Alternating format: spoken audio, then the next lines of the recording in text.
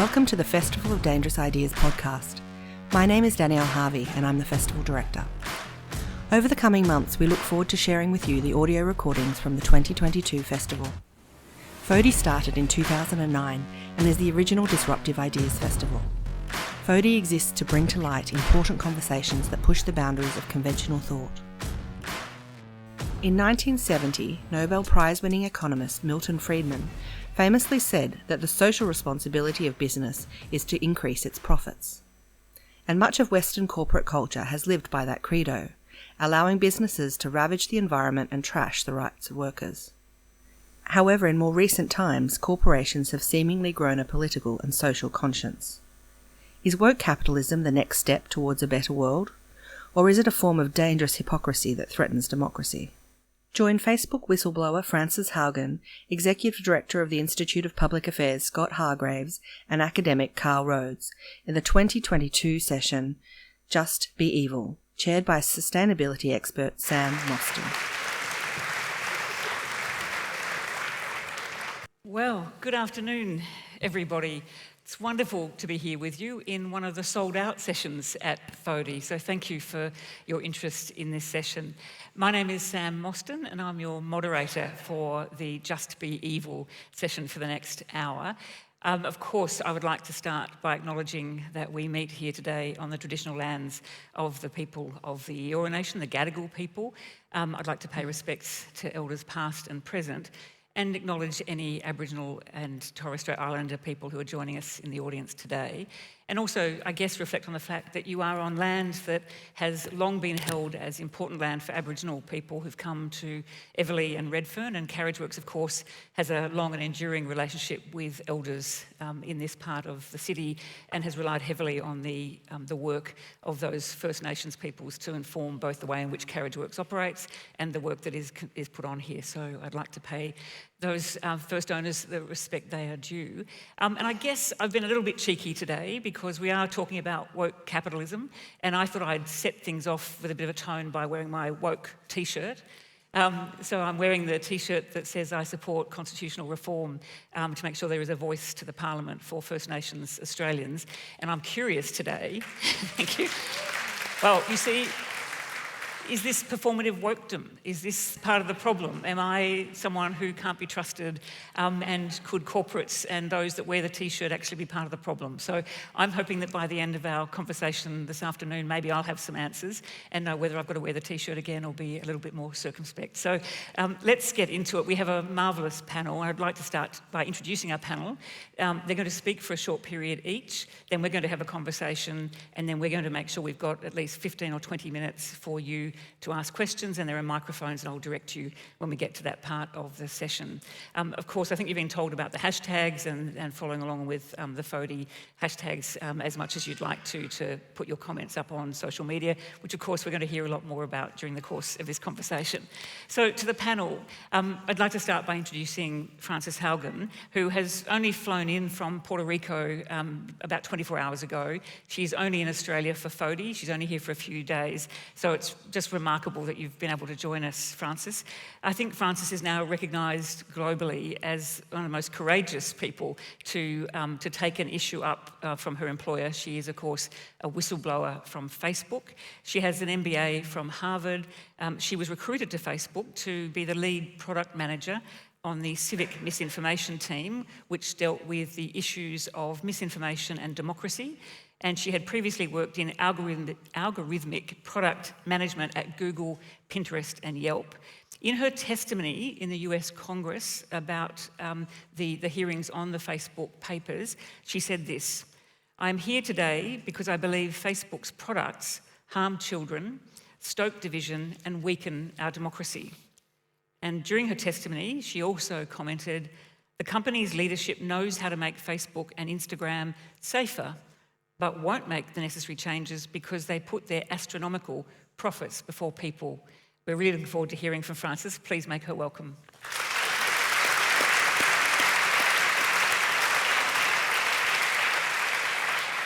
To my left is Scott Hargreaves, and that's the only time I'll use left, I think, in relation to Scott for once. So Scott has been a long-term member of the Institute of Public Affairs. Most recently, in July, he was announced as the incoming new executive director of the IPA.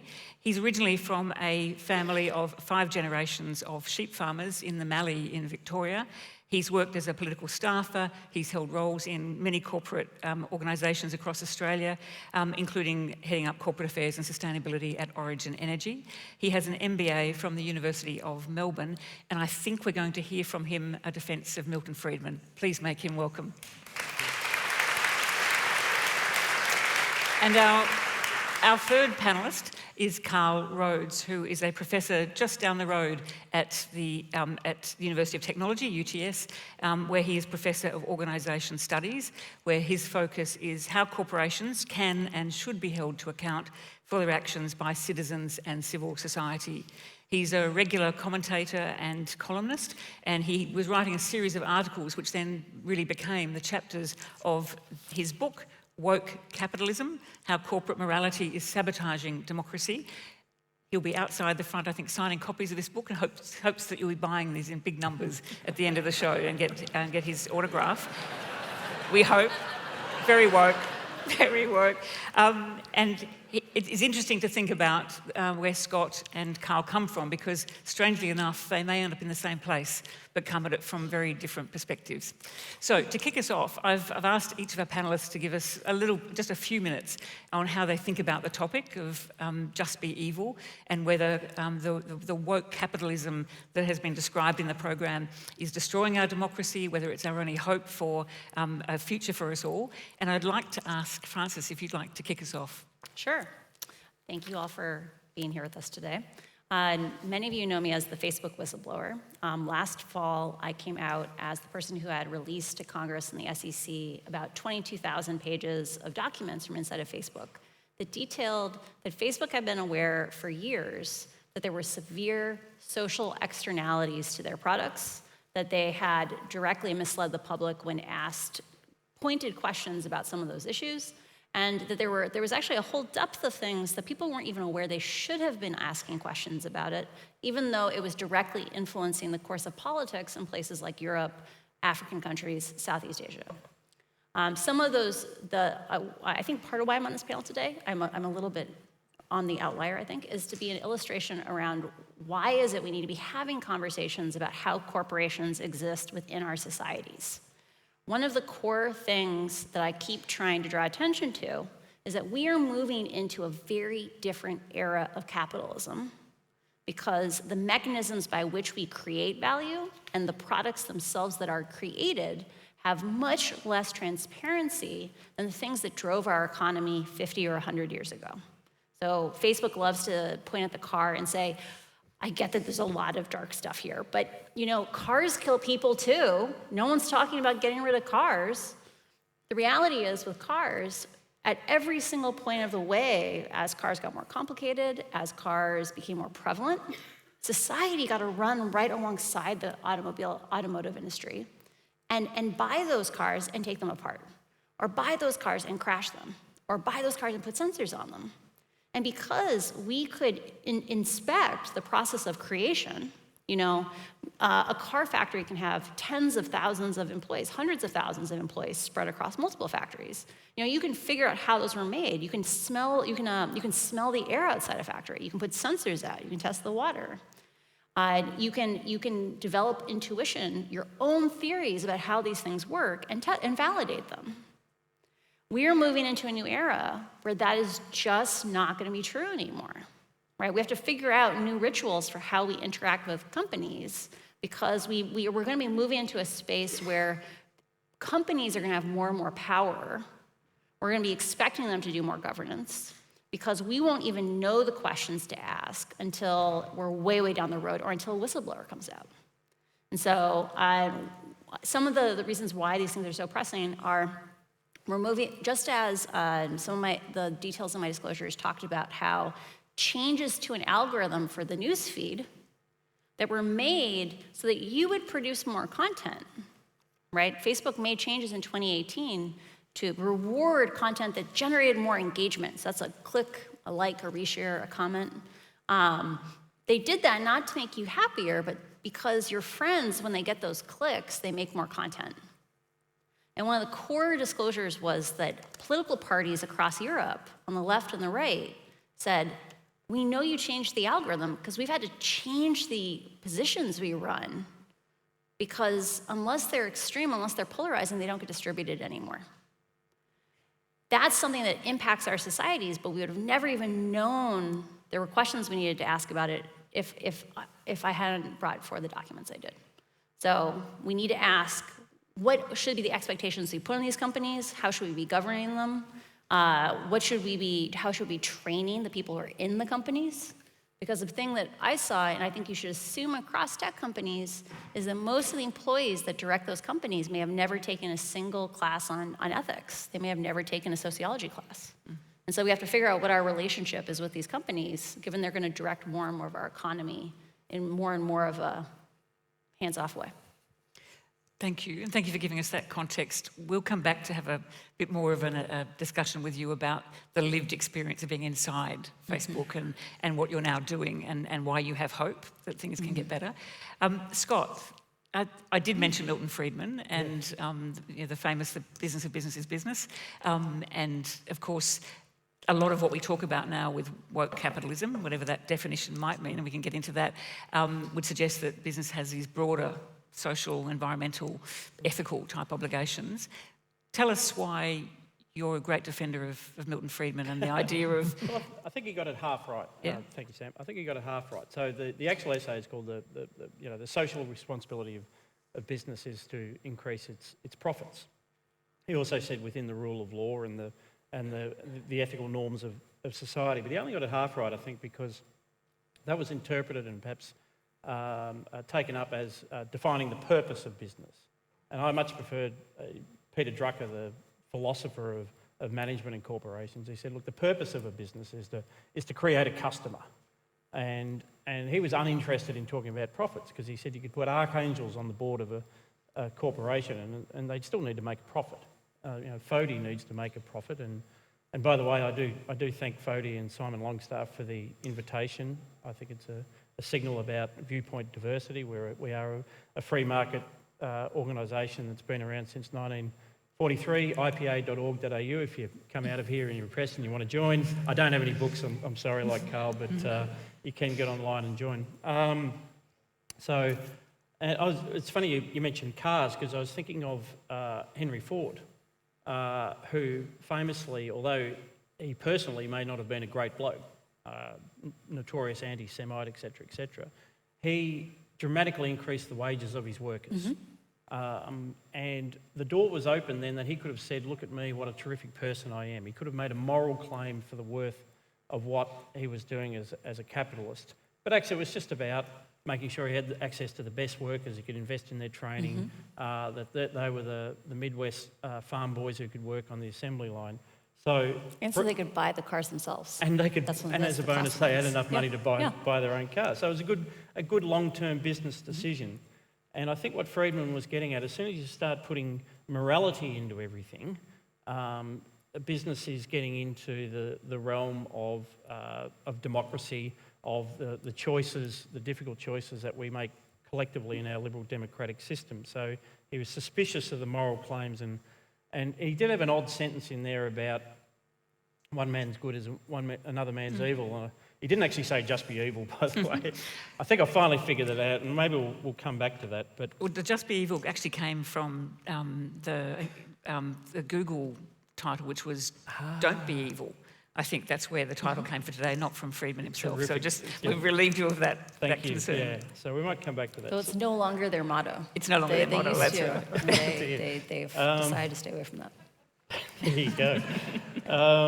So it's that distinction between, leave to the political system, the democratic system, questions of morality. And I guess that is my concern over what you might call the woke agenda, the progressive agenda. Sam, as a citizen, absolutely. When you take a position on the voice, that is your right as a citizen. When a corporation does it does raise, it's a whole different order of questions. Is Rio Tinto now backing the Voice just because they'll do whatever it takes to get out of the hole they literally dug for themselves at Juukan Gorge? And are they actually willing to trade the stability of the Australian Constitution, which they don't care about, for something they do care about, which is access to those minerals? And I also worry about the employees. So, tens of thousands of employees, many of them will support the Voice, some of them won't. And that's often when the whole woke progressive agenda rolls through a corporation, particularly if it embraces ideas of, systemic ethical challenges, systemic racism, systemic exploitation being inherent in the nature of capitalism. I'm not sure where the average employee can go if they actually don't believe in that, and it creates difficulty. So I think there's a free speech angle there. So they're the main things I wanted to touch on. Sam, thank you. No, thank you, Scott. And you've taken us already into this very complex set of discussions that this topic throws up, and we're going to get into that a bit more once we've heard from Carl.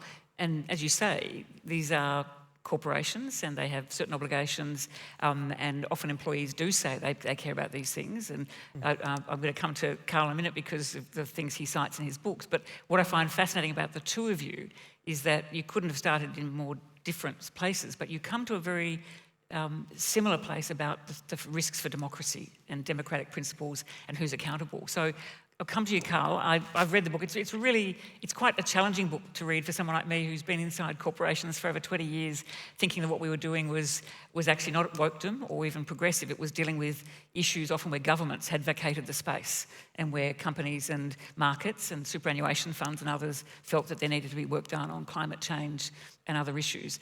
But you go into a forensic detail on many instances of where corporates have gone on the marriage equality debate, and this lack of accountability in essence, and that maybe this is a shield for the maintenance of capitalism and the transition of power to the richest in the world. So give us your thoughts on that, and maybe précis the book for us, because I think it does throw up some really challenging ideas about what is the place of the corporation in social issues. Thanks, Sam. I think most critics of woke capitalism come from a conservative position, and they don't like the changes that are happening in businesses, like Scott just outlined. And I'm not speaking of Scott here, but most of the critics I read also generally are against the progressive or woke side of what's going on. I mean, my book is a progressive criticism of woke capitalism, not something that's against everything woke. In fact, the things that generally get criticized, woke is generally a pejorative term that will refer to things like the Black Lives Matter movement, the Me Too movement, support for addressing climate change, rights for LGBTQI plus people, marriage equality, and so forth. My own position would generally be similar to that, but I still don't think it's good for corporations to be woke, if you like. Bearing in mind, of course, the term woke originated with the Black Lives Matter movement, the first big social movement that was through social media, and it was the hashtag Stay Woke, an old expression in American black vernacular, meaning being awake to social injustice, being awake to what's going on with you.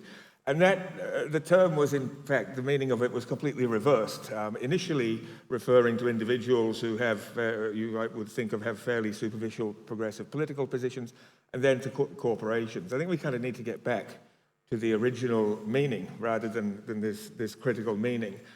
But the problem when organizations and businesses engage in so-called woke capitalism, supporting these issues, often very loudly, well, firstly, it's generally pretty good for business, and everyone says win-win, business case, and all that kind of stuff.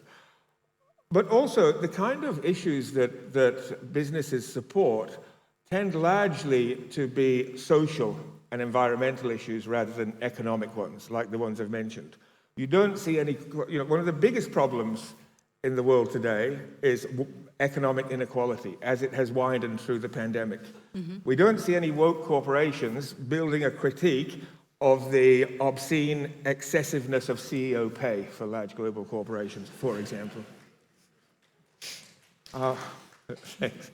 Increasing the minimum wage. Well, you get some, but generally not. Universal basic income, economic inequality generally, the kind of, awful pandemic profiteering we saw amongst many corporations. So what happens is there's a shift in the terms of the debate, because as powerful corporations get involved, they deal with issues that are generally kind of in their favor and put the other ones to one side. There's a fundamental affront to democracy, because what happens is one of the bases of any democracy is that, that you have a separation of the public and the private sphere. The private sphere, which is our economic activities and our households and indeed commerce and business, and the public sphere of government and law. And what we see with woke capitalism is a disintegration of this distinction, and with that you get a disintegration of democracy. Some people talk about woke washing, greenwashing, and all other kinds of washing. My view is that the changes we are seeing are not superficial. They're actually very deep, and it's a deep shift in the fundamental way in which power operates in society. If early neoliberalism from the 80s was about business and corporations taking over more and more economic power through privatization in particular and deregulation, in late neoliberalism now we're seeing a takeover of political power. And that doesn't, left or right, that undermines the political system which enables us to have political differences in the first place. I would have thought organizations, business organizations, are a lot better off pursuing their social responsibilities through paying fair wages, offering secure and meaningful jobs, creating useful products and services, and most importantly, paying tax, something that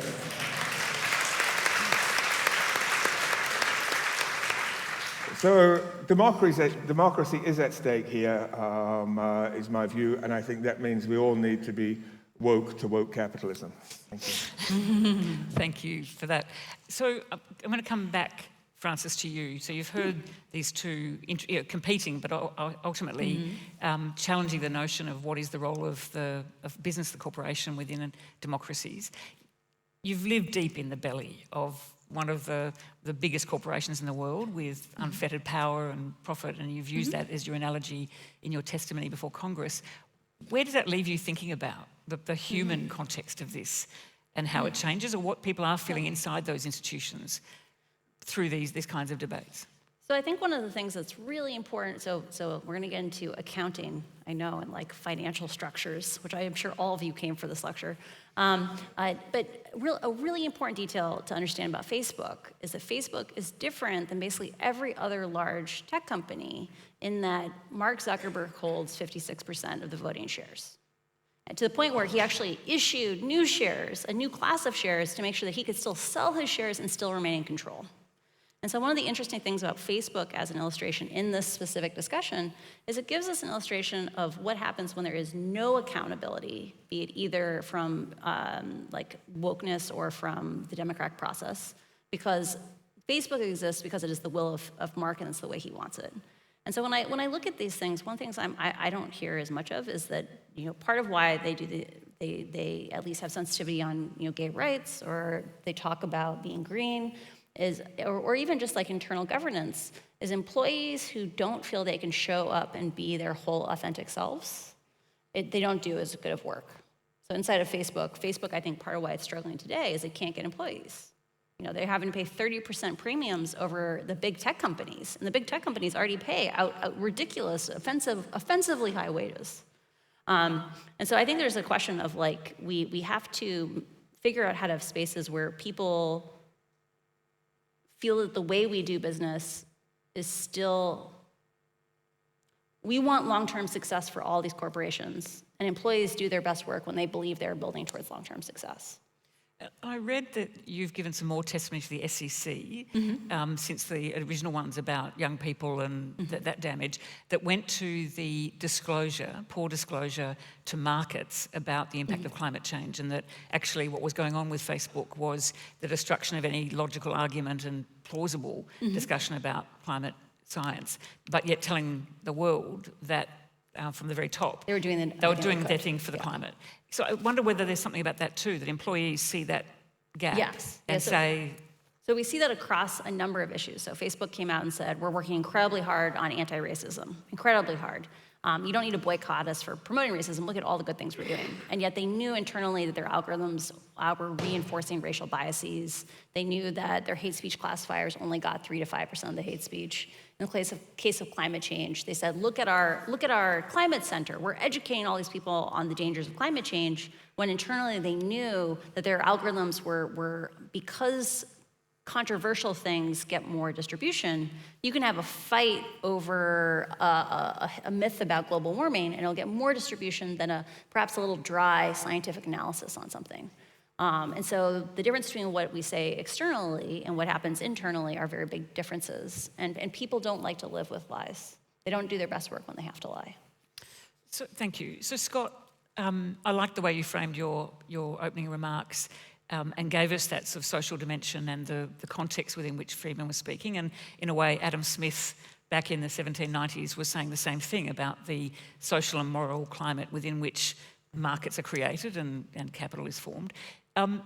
When we think about your prescription about companies should just do the things they're set up to do and be very careful about these other things and not interfere in democracy, what does that look like? What do you say has got to change? Where's the big thing that changes the fact that we appear to be on a trajectory where this is not just woke, it is ubiquitous. It's, if you want to be a good company, you will have a set of views on a number of things to do with social, environmental and race issues. And we're increasingly going to see a government that will call on business to support the voice and the campaign. So where do we go? Well, it's a bit hard for me to say where we should go, because in a way I guess that my desired state is where we actually lower our expectations of business. It would seem to me that when businesses speak out on issues to do with the businesses that they're involved in, or Francis is trying to hold them to account, because there might be a different story, say down at Google, where what we observe is actually the opposite on climate change, which is they will censor some views. They're not creating extremes; they're actually skewing in one direction. So but they're the sort of debates that businesses can get involved in through the political process. But this, I think, what would you call it? It's a supply and demand issue, you might say. The public has created a demand for businesses to legitimise themselves through something other than what they're doing as a business. For someone like me, businesses any kind of enterprise that's creating value has an inherent legitimacy, because that value is creating a more prosperous society, helping create a freer society. If we start from a proposition that all corporations are evil, and the only way they can claw their way back to some kind of moral acceptance by society is to sign on essentially to an agenda which is partly radical, partly progressive, then that's I think it takes us into dangerous territory. And I guess rather I'd like us all to lower our expectations a little bit. I was really interested in Carl's perspective. We'll come back to you in a sec, Carl, on this issue of if companies really cared about the things that would make us a better society, we would be advocating for taxes and for the lowering or closing that gap between the excessive payment of chief executives and minimum wage, and we would care about that, and we don't hear that. I just wonder where that fits within your framework of thinking, that because we've seen a government come to power largely on the basis of a changed conversation with the community, with independents saying that these things actually matter to the democracy. So the independents have talked about climate change, integrity, gender, those kinds of things. And then you've got an incoming government that says it can't give up on a promise of stage 3 tax cuts because it knows that the community, the participants in the democracy, will punish them for dealing with something that might restructure and fix some of that inequality. So I think it's a curious place to be as to where business then finds itself, or corporations, in the midst of that. It's an excellent book, by the way, Carl. Congratulations. One of the things Carl mentioned in his book that made me think of Friedman was, in terms of the list of terrible things that corporations were doing, one of them was relocating manufacturing to countries with lower wages. And I think that's an example of what Friedman says when he makes the point that one man's evil is another man's good. I mean, if you're in Geelong and you're seeing that cars are no longer made, you think that's evil. If you're in Thailand where they make the Ford Ranger utes, which are then exported back to Australia, you probably think that's pretty good. So these things take a while to work out, and something like a UBI is a contestable idea. This belongs in the realm of public policy and debate. And I would listen to a corporation if they had some particular insight into that. Maybe they deal with communities who would require a UBI and they have some particular insight. But if Unilever runs a campaign on UBI, I could care less, to be honest. It depends what's your stake in it, what's your understanding of it. And same with stage 3 tax cuts. That's just something for the political system to work out, unless you have a special insight as a corporation. So I found it interesting that many of these companies, not the ones that we've talked about and that are in Carl's book around the billionaires and that I think are largely unchecked, but public companies in Australia, for example, those that are performing well and are the favoured investments for our superannuation funds typically are doing a lot of this kind of stuff and showing that they're producing good returns and more sustainable returns, and are saying something to those people whose superannuation funds are being invested in them. So I'm wondering whether that isn't the way in that a company says, the reason we care about this is that our ultimate owners are now superannuates and pensioners who've actually expressed a view that they think we should care about these. Is that not? Well, they might have expressed a view, but we wouldn't really know because it's compulsory super. So you've created another level of the economists call the master agent problem, which is, I'm in an industry super fund. Maybe I shouldn't be at the IPA, but I am. They're performing very well. But the it's the trustees that are saying we prefer ESG, and then they're driving the company. So that is definitely happening. But are they really reflecting? Well, they're certainly not reflecting my desires. That they're putting these screens over the things. You have like Larry Fink at BlackRock. 2 years ago, he was all for ESG investing and saying, that must be the side, and then as the economic conditions have tightened, they're walking back from it. It's so I'm not convinced that it is in the ultimate best interest of the beneficiaries of those superannuation funds, just as I'm not convinced it is in the ultimate best interest of the shareholders. All the things that are being done under the name of ESG, woke capitalism, call it what you will.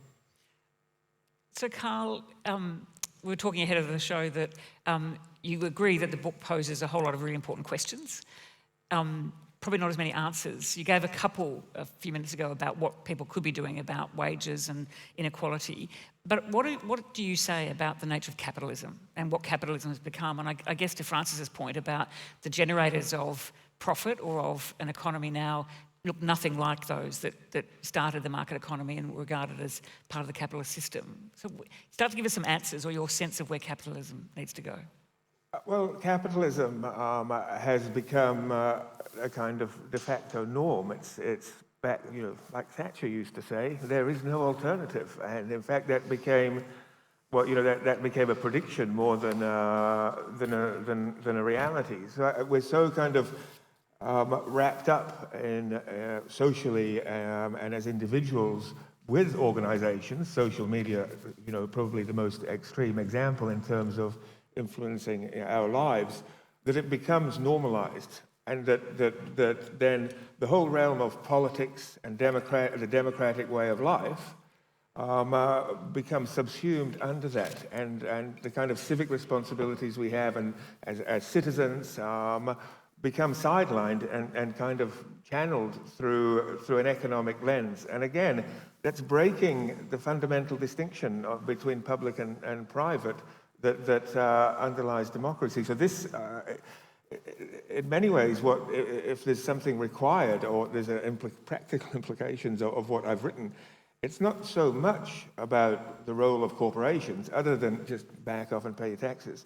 It's more of an implication for government, but even more generally for civil society and for us as citizens engaging in that politics. That is where the change will come, a new political zeitgeist that reinvigorates the democratic process, I think is what's needed.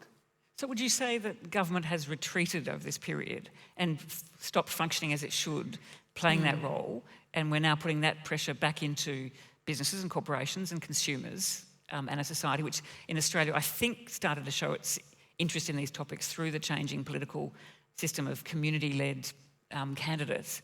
Is that have we got to hold our governments much more to account to step in and play the role of government and not leave these big gaps? Absolutely, yes. I mean, again, these are changes that have happened over many, many decades under the rubrics of deregulation, globalization, small government. Not that I'm in favor of big government, but all of these are about the withdrawal of government from the economic sphere, as well as from many others, to let capitalism unfold in this kind of laissez-faire, Friedmanite kind of way. Bearing in mind, of course, Friedman, this one statement from Friedman is like what everyone remembers. He had a lot of other things to say other than that as well, which about the role of capitalism in society and the value of this laissez-faire economics. Friedman was also, advisor to Reagan and Thatcher, the birthplace of neoliberalism. But so from all of that, there needs to be a broader discussion, and for government to engage. But as I said, not only government, for civil society to engage, for us to engage as citizens, so that we don't just feel like citizens of a democracy when we go to the ballot box, but we feel it through our everyday actions, through our activism, through talking here, through coming here. This event, a great example of civic discourse that is central to democracy. So, Francis, I know you remain optimistic about where things are going, despite your lived experience and the things we read about in your testimony. And you've got a series of things you're now involved with, which is to try to change the system that you were exposing. Tell us a little bit more about that and your optimism, and I guess a bit of a reflection on civil society and citizens, particularly given the tech sector. As I was listening, I think part of why we do put more and more pressure and expectations on corporations for these actions is because people do feel depressed, or they feel frustrated by the pace of change by democracies, right? Like, one of the classic things about democracies is democracies are more resilient than many other forms of government, but they're slower because we have to come and create consensus together. And a big part of what I'm working on in the next year is actually, ironically, around ESG. Though we're also working with a lot of traditional investors also, which is, like I said before, we don't have any transparency into how these social platforms work. It's not just Facebook. And we're putting a bunch of pressure on investors saying, hey, Facebook used to be worth more than $1 trillion. It used to be worth like 1.08 trillion. It's a lot of zeros. It's like, and now it's worth 60% less. Right, that's a lot of lost money. When we passed the laws after Enron and WorldCom went bankrupt, they only lost like $11 billion, $10 billion, right? $600 billion is like a lot, high $50 billion is a lot more money than that. And so we're saying, like, investors have an important role in governance. Like, when I was in business school, like, they talked about this idea of that, managerial, so we actually live in managerial capitalism now. It used to be that the people who own the companies ran the companies. Like, think Astor, think Vanderbilt, think the big railroad barons. They own the company, they ran the company. And now we have managers that run these companies. And the managers get compensated for delivering profits in the short term. They might get rewarded on the time scale of a few years out or 5 years out, maybe far end 10 years out. But that means they make much more short-term decisions. And so the thing we've been saying to investors is like, hey, you need to understand what questions to ask, and you need to understand what kinds of pressure, like when you sit in a board meeting, what kinds of things should you be doing to lead a social media company to be long-term successful? Because how many people in this room enjoy using Facebook more today than you did in 2008? Anyone? Come on, someone prove me wrong. Just troll me, someone, right? No one does. No one likes using Facebook more today than they did in 2008. Because in 2008, it was about your family and your friends. But Facebook had to keep morphing the product to get you to consume more and more content, and it came at the cost of your family and friends. If there had been investors that could have put pressure on Mark, that no one got to put pressure on Mark because Mark's king. He's a little dictator. But if they'd been able to hold Mark's hand and say, hey, maybe growing slightly slower would be worth it if it meant that you still could be, $600 billion more rich 5 years from now, so. Thank you. Scott, we're about to go to questions. I just wonder if you had any reflections on the issue of government and... Probably just a quick one on government, which is, I would challenge the idea that the neoliberal revolution saw some kind of, real and long-lasting decline in the reach of government. We've looked at the GDP, size of government to GDP, and neoliberalism was a blip, essentially. The long-term decline has been the growth in government as a percentage of the economy, long-term growth in the amount of red tape and regulation in the economy, which in many cases balanced out privatisation. So I think government, it hasn't got smaller and weaker. It may have got less capable, less competent, and there may be many reasons for that, of which the increasing power of corporations, I suspect would only be one amongst many reasons. So that's the context in which I'll always be concerned about where a debate over the power of corporations takes us, because just saying, well, then we need to increase the power of government as a counterbalance, that's when I would, again, start to get worried. Thank you, Sam. Thank you. We've got about 20 minutes left, and I wanted to make sure that as many of you as possible could ask questions. There's 2 microphones here. If you'd like to ask a question and line up behind them, I'll go across from each one. And if you can keep your questions short, please, not a lot of statements, because we've only got this panel for a short period of time. It would be great to get your questions and get the full use of the panel.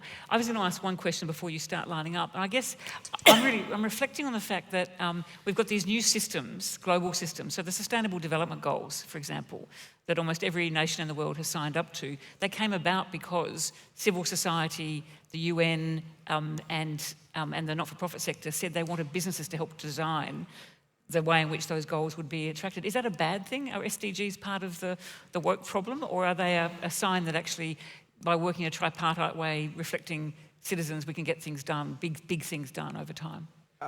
Interesting, in the lead up to this event, I did an interview on community radio in Brisbane 4ZZZ, and I had a chat with the presenter there about this, and he said, look, I'm a climate activist, and he said, some years ago we realised that lobbying government was no way to make change, so we started lobbying corporations. And I thought to myself, that's a good point, but what does that say about government, that lobbying them makes no difference on the climate crisis? And so I think that's illustrative, if you like, of what the problem is with government. Thank you. We'll go to questions. We'll start over here. It's a bit high. Hi. I have a very simple question. If government and corporations should be separated, should corporations be allowed to make political donations?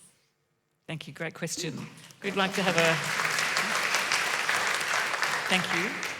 Would anyone like to take that, the political donation? I'll start with yes. I mean, the corporation is a legal person, and as I say, particularly when they have legitimate interests in public debate, interests that they're trying to protect. We're in a pluralist society. So long as everybody has the right to contribute to the political process, I don't know why you would single out one actor out of all the many actors in a pluralist society and say, no, you can't be part of it. And donations are one of the ways that you contribute to the political process. As an American sitting in the room, I'm totally supportive of corporations making donations, but I hope you never end up in a situation where corporations can give like endless, boundless amounts of money as long as it's like in a weird pack or whatever, and then individuals can only give like $2,000. So as long as everyone can only give $2,000 or whatever, then... I'm probably a bit more sceptical. Not that I would say banning, but that, certainly there's a need to be open disclosure under the old political principle of there's no such thing as a free lunch. You've got to kind of look the gift horse in the mouth at these donations and ask some serious questions. Yeah, and I think we saw that with the public wanting transparency through a integrity commission, and I think there's quite a strong push for transparency when the donations are made, not some years later in ways that the PAC can hide as well. Thank you. So a question here. Yeah, 2 related questions. To what extent should we be able to live in a dangerous world? And so what I mean by that is safety is fairly low on a hierarchy of needs, and yet we seem to be making all of our decisions based on how can we be safe? And that's now we're in a world with insurance companies and actuaries running the decisions we can make in life. My related question to Francis is to what extent should regulators be policing the distribution of dangerous ideas? So since my first Senate testimony, I've been very, very consistent with the idea that trying to focus on content, which means focusing on ideas, does not work. And when we focus on it, it's actually very, very dangerous in like a very fundamental way because it doesn't scale. So the reason I came forward was I thought I was really well read. Like I love to read. I read the news. I did national circuit debate in high school. And I was not aware that Facebook was the internet for 1 billion people, or like maybe 1.5 billion people, that because Facebook went into their countries and said, hey, if you use Facebook's products, they're free. Use anything else, you're gonna have to pay for it yourself. Facebook became the internet for 1 billion people. So for a majority of languages in the world, there's 4,000 or 5,000 languages in the world. Facebook says no language left behind with like 200, but 200, 4,000, big diff. But for a majority of those languages, 80 or 90% of the content on the internet is only on Facebook. And Facebook's business model does not scale to rewrite the AIs language by language by language by language. And so the people who live in the most linguistically diverse places are also people who usually are often the most fragile places. And so I strongly am against saying we can have good and bad ideas because AI cannot do that, and it will not do that anytime soon, next 20 or 30 years. And so I don't think you should police dangerous ideas. I think you should design the products to be safer. And the only way we're gonna actually put the market incentives to do it that way is if we get transparency, like mandated transparency. Would someone like to take the question of can we live dangerously and have we become too safety obsessed? And I thought it was an excellent question, and if the answer is, the implication is yes, I'd agree with it. Carl? You're bordering on a discussion of cancel culture here, right, in terms of what we're allowed to say. And I think, safety for people who are vulnerable is important. You don't want to put that in danger. I think politically, being dangerous is about being able to question power and question dogma, not just different to protecting the vulnerable. And the importance of dissent and critique of government, of corporations, and of people in power, absolutely essential. Thank you for those questions. We'll go over here. Professor Rhodes, we've had the immense benefit of your research and your reading, but I wanted to ask you a question based on your other role, which is head of what is unquestionably the best business school in the Southern Hemisphere. I would say that. How do we help to educate the next generation of thinkers and of leaders around these very important topics in a balanced and sensible way? Thanks, James. Yeah, I am Dean of UTS Business School, and this is a very, very important question. And I think the basis of it is about reinvigorating the democratic role of the university, one that business schools in particular have stepped away from. In many cases, the stereotype of the business school is really a kind of school for capitalists or a school for people who kind of want to make lots of money in business, and really to broaden that education, not by pushing a particular position of political position, certainly not by pushing my political position, but really by underlying the opportunity to expose people to the full range of activities and implications of business activity, so that they can make better decisions for themselves when they go into work. They can make better decisions there that are based on a more open and liberal model of education, which is actually what we are trying to do. When I went to Harvard Business School about 10 years ago. And they educated us quite broadly on social issues, and they didn't have a position. They didn't come in and say like, hey, like you should take this stance on gay rights, or like you should take this stance on inequality. But I remember like when we were talking about inequality, like it was like the culmination class in our political economy class. They said, you guys have a really sweet deal. Like you're about to graduate with Harvard MBAs. Like you have one job: do not run the car off the cliff, because it will stop being a sweet deal. And I think it's these things where we have to educate at least broadly enough that people understand if they are destabilize the system. Because even if you're just trying to say like, hey, like you're trying to educate for the benefit of the student and not for society, like if you want to be really like libertarian or something, it's still in the interest of teaching leaders what the collateral damage can be of their actions. So would your MBA have taught you to be the whistleblower you became? Actually, so part of why I came forward was I took a change management class in business school.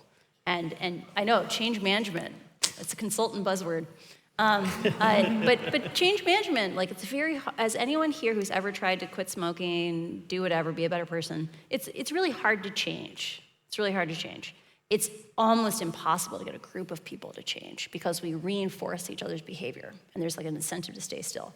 And I came forward and like the reason I decided to become a whistleblower was they got rid of the civic integrity team. So the only way you can change a corporation is you have to pick a vanguard. You have to draw a circle around them and say, we're defending them. You can come at them. You can try to stay the same. But we're going that way, and they're leading us. And if you want to cross them, I'm going to protect them. And Facebook did that for 4 years. And then right after the US 2020 election, they got rid of that team. And that was the moment where I was like, oh, well, they are doomed. And I need to get other people to help because like we're not going to be able to do this alone. Yeah, thank you. Question here. Hello. So I work in the tech industry. I and many of my peers are in a position where we care about these types of ethical issues, but we're not sure whether working inside a company and trying to influence it from the inside, whether in like official roles or unofficially, is actually effective in the long term. Francis, your story seems to be an example of how these types of roles can be like blocked by the short-term profit incentives of a business. Do you think that it can be possible to make a substantive impact from these types of roles? So there's a variation on this question that I get asked a lot when I talk to like college students. Well, they'll say like, you know, can I take an offer at Facebook? Can I take an offer at Google? Like these kinds of things. And I think there's two different lines of why it is I always say yes. Like I encourage people to join these companies. So the first one is there are a lot of really, really important teams in those companies that they're understaffed. That are profoundly understaffed, like the hate speech team at Facebook, like they work on identifying factors that cause, ethnic violence, that kind of thing. And you get paid so much to work at these tech companies that if you just resolved, I'm going to meet expectations. Like I'm not trying to get a giant bonus. I'm just going to meet expectations. You're still going to get paid so much more than you are in any other job. That you could have 10 or 15 hours a week where you actually are inside the machine. You can actually influence how real issues, whether or not they get further ahead. But the second reason why I encourage people to, like if they had 4 volunteers on the hate speech team at Facebook, they would have had a meaningfully different outcome because it would have been like having, another person, like out of, 8-person team. But the secondary thing is we live in a world where these systems are opaque, and having people on the inside that understand how they work is literally the only way we are ever going to pass laws, right? You can't get trained up in academia on how these systems work. Like there are no classes you can take on social media right now, or no classes you can take on how industrial machine learning systems like Facebook actually work. The only place you can get trained up to understand how these systems work is inside of Facebook. And we need good, kind, conscientious people to go into these companies and understand so they can come out and coach us as we as a democracy figure out how to live with these systems. Thank you. Question over here. Hello. So do you think that democratic governance in corporations has transferred to the shareholders through methods of shareholder activism? And also I do relate heavily on the education of politicians in the ethics of social media and use as well. Thank you. Scott. I'm not sure I completely grasped it, so I heard the bit about shareholder activism, and shareholder activism, again, if it's directed at the companies themselves, and of course, to Francis' point about managerial capitalism, I mean and again, this was part of what Friedman and others were drawing attention to, that under the cover of the stakeholder capitalism, which, as Klaus Schwab said, was the model in the 50s and 60s. The very European dominant model of corporatist sort of big labour, big government, big business all make decisions together. To the extent there was a neoliberal critique of that and a neoliberal revolution, it was saying, for goodness sake, get the focus back on value creation.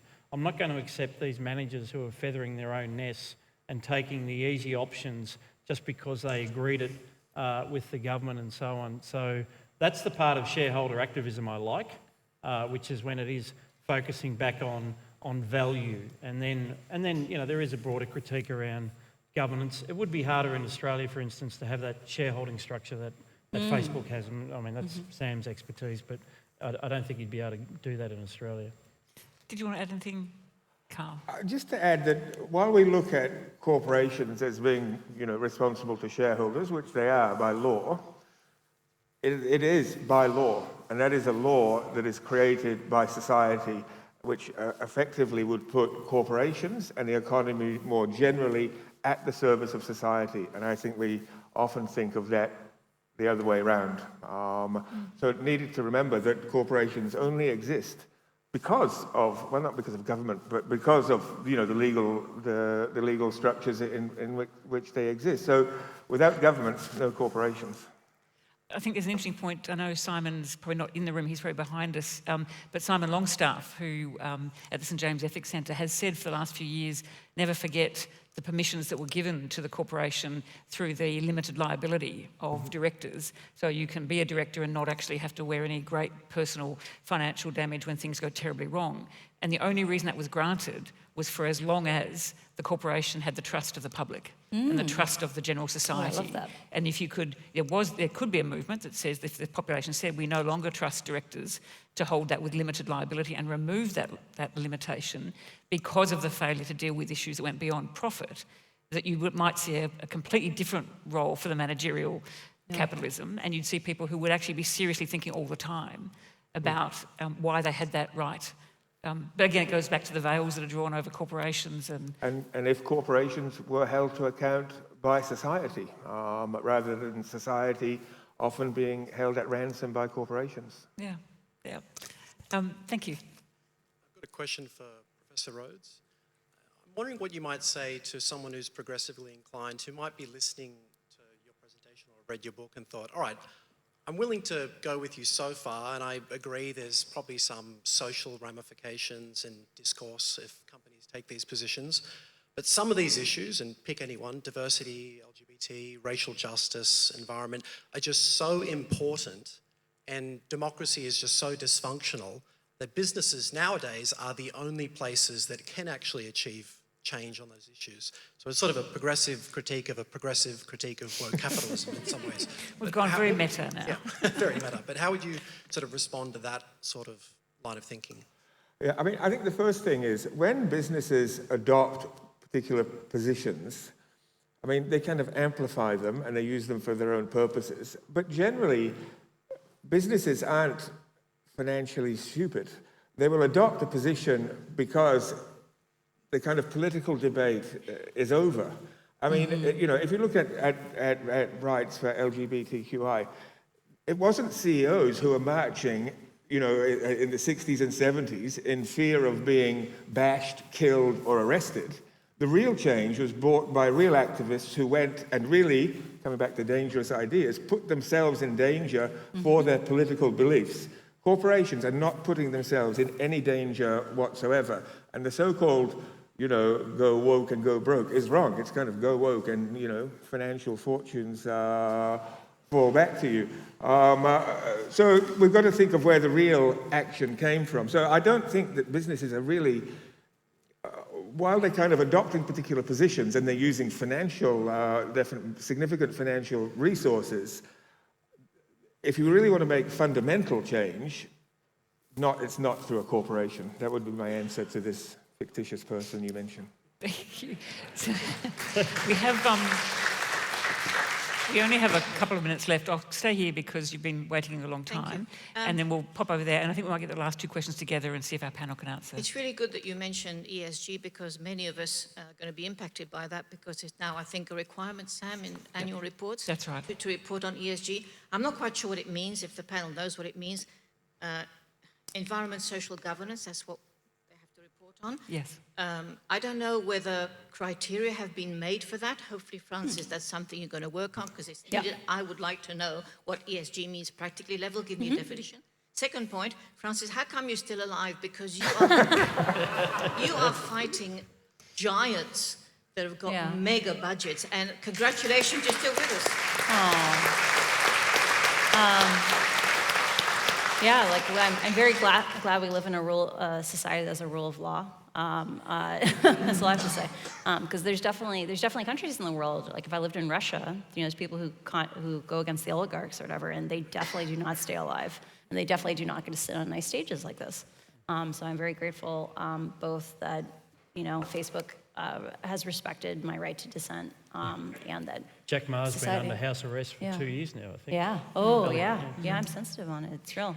The secondary thing is, so in terms of ESG, right now we're doing, so I'm launching a new nonprofit called Beyond the Screen. So right now, part of why we don't have an ecosystem of accountability around social media like we do for, say, cars. So the ecosystem is things like investors, litigators, regulators, and informed public, the different stakeholders, is because each of us only sees our own screens, right? Like you can see something and be like, oh, that's bad. But what's happened with Facebook is when activists go to Facebook and say there's human trafficking, there's kids seeing stuff that glorifies suicide, Facebook will say, oh, no, that's just anecdotal. It's not representative, because we don't get to see how these things work.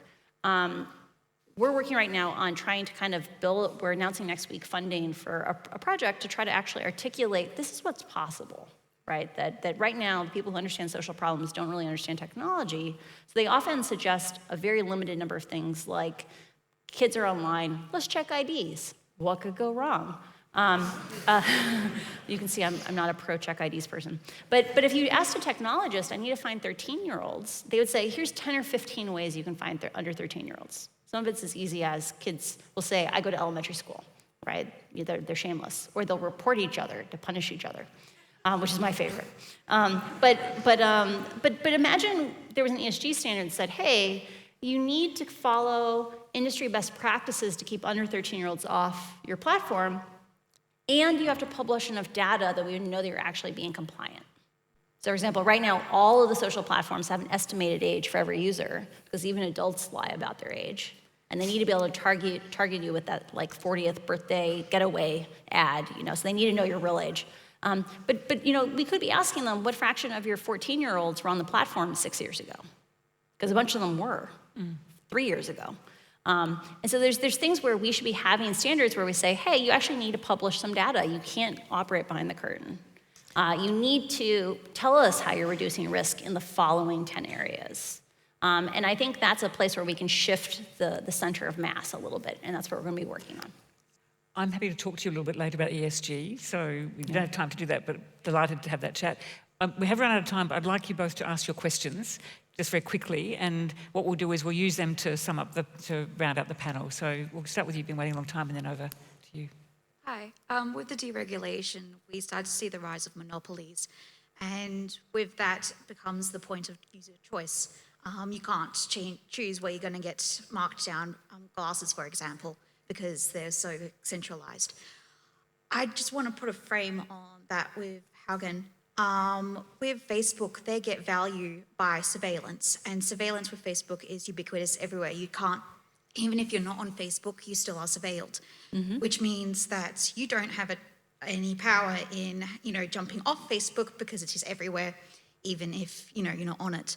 I just want to say, what is consumer choice if there is no choice in changing? Thank you. And we'll take this last question. Very quick, very practical question. What should you do if you're not on board with woke capitalism, but you're in the belly of the beast, so to speak, and you're employed by a woke company? Wow, thank you. I think they're two great questions. What I'll do is I'll ask our panellists maybe to reflect on those. There was the idea of monopolies. I know, Carl, you're thinking a lot about the rise of the billionaire and the kind of markets and power. And the question of if you're in the belly of a woke organisation, but you actually want to express a different kind of view and don't agree with, I think it's just to your point, Scott, that it's not representative of the employees. Perhaps in just maybe giving us a sense of where we go from here to pick up those comments. And maybe, Scott, I'll start with you. Very quickly, I'd say over here, all these tech companies have tried to build walled gardens around their businesses to become local monopolies, but, we must continue allow the power of creative destruction. Yes, there's problems with Instagram, and meanwhile, TikTok's come along and cut its lunch. So Capitalism actually has a way of dealing with attempts to set up local monopolies. Dara, fantastic question. It's really hard. Ironically, it's the very same anti-discrimination law that was at the vanguard of progressivism, which now might come back and actually protect people. And anyone who wants to exercise their right to a democratic voice, we should stick with them and support them through that process, legally and otherwise. I'm very big on we need to actually use our competition market authority type powers in each country in terms of preventing hyper concentration. So part of the reason why TikTok could come along and eat Instagram's lunch is because they weren't able to buy TikTok, right? Like there was no opportunity for that because at this point Facebook has basically been prohibited from buying any more things. And we need to be sensitive about the fact that these companies grow so fast that we need to be maybe a little bit more skeptical than we used to be around whether or not you should be allowed to agglomerate things on if it looks like a company is on a hyperbolic path. I fully support freedom of speech, and we do need to make sure that we have protections for workers' rights to express their opinions. And I think as a society, we need to get better at how do we agree to disagree and how do we have civil disagreements. Because one of the things that we're forgetting is it used to be we could have disagreements internally and they didn't raise to the level of flames that they do now. And corporations talk a lot about the idea that there's much more, they're much more of a tinderbox on the inside than they used to be. And so we need to be brainstorming around how do we de-escalate some of those things so we can have consensus building activities. Well, we can end with some consensus, and I can agree with the panel, maybe summing that up to say, particularly to the person who asked about being in the belly of the beast, be a citizen before you're an employee. Ooh, and I here's a great example of that kind of thing. Thanks.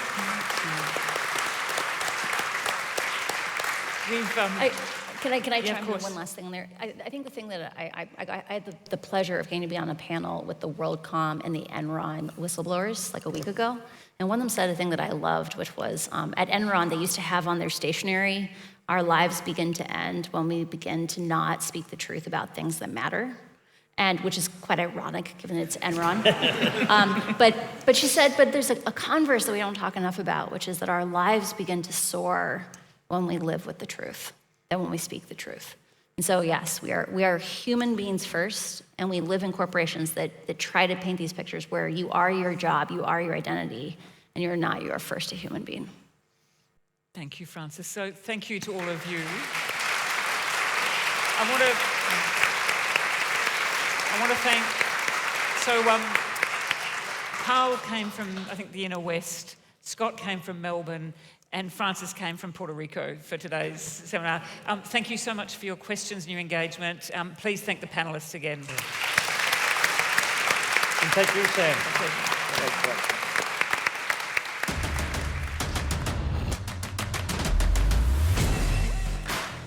The Festival of Dangerous Ideas is presented by the Ethics Centre. The Ethics Centre delivers programs and experiences designed to bring ethics to the centre of our life. We offer counselling for individuals, leadership and development services, events, courses and educational resources. As a non-profit charity, we rely heavily on donations and memberships. Please visit the Ethics Centre website to find out more. Thank you.